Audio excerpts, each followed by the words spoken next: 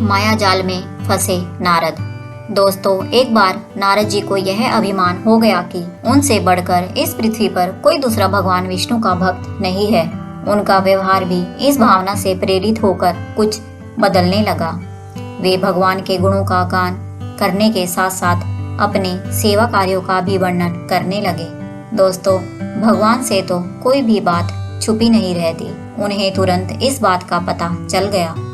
वे अपने भक्त का पतन भला कैसे देख सकते थे। इसलिए उन्होंने नारद को इस दुष्प्रवृत्ति से बचाने का निर्णय लिया। एक दिन नारद जी और भगवान विष्णु साथ साथ वन में जा रहे थे। अचानक विष्णु जी एक वृक्ष के नीचे थक कर बैठ गए और बोले, भाई नारद जी, हम तो थक गए हैं, प्यास भी लगी है, कहीं से पानी मिल जाए तो लाओ। हमसे तो प्यास के मारे चला नहीं जा रहा, हमारा गला सूखा जा रहा है। यह सुनकर नारद जी तुरंत सावधान हो गए। उनके होते हुए भगवान भला कैसे प्यासे रहे। वे बोले, भगवान अभी लाया पानी, आप थोड़ी प्रतीक्षा करें। नारद जी एक और दौड़ लिए। उनके जाते ही भगवान मुस्कुराए और अपनी माया को नारद जी को सत्य मार्ग पर लाने का आदेश दिया। माया शुरू हो गई। नारद जी थोड़ी ही दूर गए होंगे कि उन्हें एक गांव दिखाई पड़ा, जिसके बाहर कुएं पर कुछ युवा स्त्रियां पानी भर रही थी। कुएं के पास जब वे पहुंचे तो एक कन्या को देखकर अपने सुध बुध खो बैठे, बस उसे ही निहारने लगे। वह यह सब भूल गए कि भगवान के लिए पानी लेने आए थे। कन्या भी नारद जी की भावना समझ गई। वह जल्दी जल्दी जल से घड़ा भरकर अपनी सहेलियों को पीछे छोड़कर घर की ओर लपकी। नारद जी भी उसके पीछे हो लिए। कन्या तो घर के अंदर चली गई, लेकिन नारद जी ने द्वार पर खड़े होकर नारायण नारायण का अलख जगाया। गृह स्वामी नारायण का नाम सुनकर बाहर आए। उन्होंने नारद जी को तुरंत पहचान लिया। अत्यंत विनम्रता और आदर के साथ वह नारद जी को घर के अंदर ले गए और उनके हाथ पैर धोकर स्वच्छ आसन पर बिठाया तथा उनकी सेवा सत्कार में कोई कमी न छोड़ी। उनके आगमन से अपने को धन्य बताते हुए गृह स्वामी ने अपने योग्य सेवा के लिए आग्रह किया। नारद जी बोले, आपके घर में जो आपकी कन्या जल का घड़ा लेकर अभी अभी आई है, मैं उससे विवाह करना चाहता हूँ। नारद जी की यह बात सुनकर गृह स्वामी एकदम चकित हो गए, लेकिन उसे प्रसन्नता भी हुई कि मेरी कन्या एक ऐसे महान योगी तथा संत के पास जाएगी। उसने स्वीकृति प्रदान कर दी और नारद जी को अपने ही घर में रख लिया। 2-4 दिन पश्चात शुभ मुहूर्त में उसने अपनी कन्या का विवाह नारद जी के साथ कर दिया तथा उन्हें गांव में ही उतनी धरती का टुकड़ा दे दिया, जिससे वे खेती करके आराम से अपना और अपने परिवार का पेट भर सके। अब नारद जी की वीणा एक खूंटी पर टंगी रहती, जिसकी ओर उनका ध्यान बहुत कम जाता। अपनी पत्नी के आगे नारायण को भी वे भूल गए। दिन भर खेती में लगे रहते, कभी हल चलाते, कभी पानी देते, कभी बीज बोते, तो कभी निराई गुड़ाई करते। जैसे जैसे पौधे बढ़ते, उनकी प्रसन्नता का पारावार न रहता। फसलें हर वर्ष पकती कटती, अनाज से उनके कोठार भर जाते।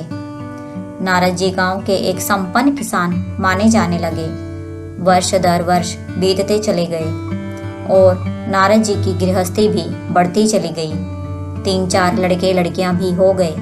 अब नारद जी को एक क्षण की भी फुर्सत नहीं मिलती थी।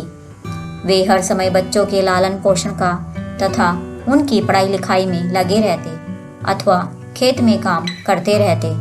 अचानक एक बार तेज बारिश हुई, जिसने कि दिनों तक बंद होने का नाम नहीं लिया।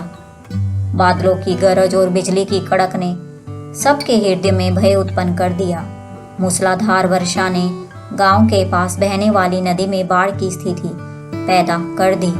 चारों ओर पानी ही पानी फैल गया। कच्चे पक्के सभी मकान ढहने लगे। घर का सामान बह गया।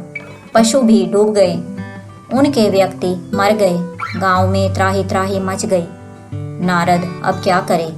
उन्होंने भी घर में जो थोड़ा कीमती सामान बचा था उसकी गठड़ी बांधी और अपनी पत्नी और बच्चों को लेकर जान बचाने के लिए पानी में से होते हुए बाहर निकलने लगे। नारद जी बगल में गठड़ी थामे एक हाथ से एक बच्चे को पकड़े और दूसरे हाथ से अपनी पत्नी को संभाले हुए थे। पत्नी भी एक बच्चे को गोद में और एक का हाथ पकड़े धीरे धीरे आगे बढ़ने लगी। पानी का बहाव अत्यंत तेज था तथा यह भी पता नहीं चलता था कि कहाँ गड्ढा है और कहाँ टीला। अचानक नारद जी ने ठोकर खाई और गठड़ी बगल से निकलकर बह गई। अब नारद जी गठड़ी कैसे पकड़ते? दोनों हाथ तो घिरे थे। मन महसूस कर सोचा फिर कमा लेंगे।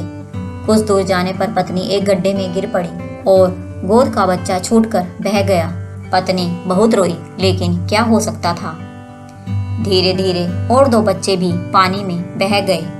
उन्होंने बहुत कोशिश की बचाने की, लेकिन कुछ न हो सका। दोनों पति पत्नी बड़े दुखी, रोते कलपते एक दूसरे को सांत्वना देते हुए ऊंची जगह ढूंढते रहे। एक जगह आगे चलकर दोनों एक गड्ढे में समा गए। नारद जी तो किसी प्रकार गड्ढे में से निकल आए, मगर उनकी पत्नी का पता कहीं नहीं चला।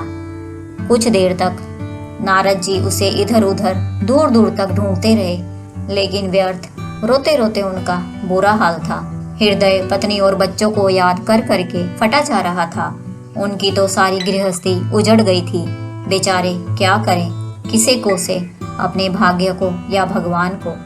भगवान का ध्यान आते ही नारद जी के मस्तिष्क में प्रकाश फैल गया और पुरानी सारी बातें याद आ गई।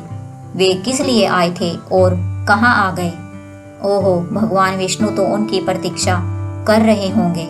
वे तो उनके लिए जल लेने आए थे और यहाँ गृहस्थी बसाकर बैठ गए।